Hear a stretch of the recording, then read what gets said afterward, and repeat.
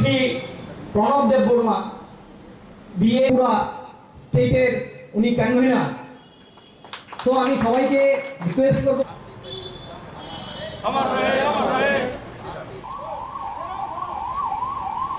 आप लोगों ने यहाँ पर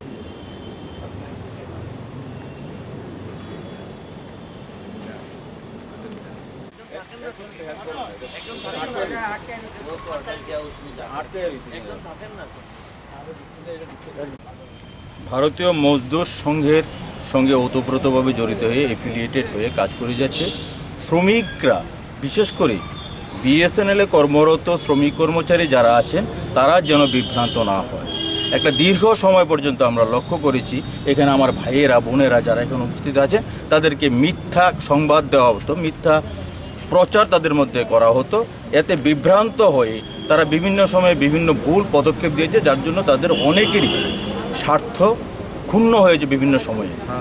কোনো সময় তাদের বেতন কাটা গেছে স্ট্রাইক করতে গিয়ে, যে অহেতুক ওদেরকে স্ট্রাইকে নিয়ে যাওয়া, অহেতুক তাদেরকে আন্দোলন করানো, বিভিন্ন সময়ে তাদের কাছ থেকে চাঁদা কালেকশন করা, বিভিন্ন সময় সরকার বিরোধী প্রচারে নিয়ে গিয়ে, সে যেই সরকারই হোক না কেন, যে রাজনৈতিক দলই ক্ষমতায় হোক, সরকার শুধুমাত্রই যে কর্মচারী বিরোধী কাজ করে এই কাজটি বিভিন্ন ইউনিয়নগুলি কাজ ছিল। সেই জায়গায় দাঁড়িয়ে ভারতীয় মজদুর সংঘের অনুমোদিত বা ভারতীয় মজদুর সংঘের সঙ্গে সম্পর্কযুক্ত ভারতীয় টেলিকম এমপ্লয়িজ ইউনিয়নের কাজ হলো সরকারের সঙ্গে সম্পর্ক রেখে সরকারের সঙ্গে আলাপ আলোচনার মাধ্যমে আমাদের কর্মচারীদের বিভিন্ন অসুবিধাগুলি দূর করা।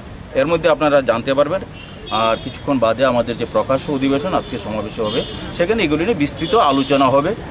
ভিআরএস নিয়ে, যেমন আমি নিজেও একজন ভিআরএস নিয়েছি, আমি ভিআরএস যারা নিয়েছে এতে কী লাভ হয়েছে, কী লোকসান হয়েছে, যারা অপপ্রচার করছে ভিআরএস করে বিএসএনএলকে ডুবিয়ে দেওয়া হচ্ছে, এগুলো শুধুমাত্রই অপপ্রচার।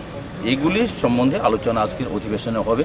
আজকে এখানে আমাদের north east 1 circle, Tripura telecom district committee, দুটো ব্রাঞ্চ ইউনিয়ন, এগুলো কমিটিগুলি আবার পুনর্গঠন করা হবে। ধন্যবাদ আপনারা এখানে আসার জন্য। আমি সমস্ত মিডিয়াকে আজকের এই প্ল্যাটফর্ম থেকে ধন্যবাদ জানাচ্ছি সহযোগিতা করার জন্য।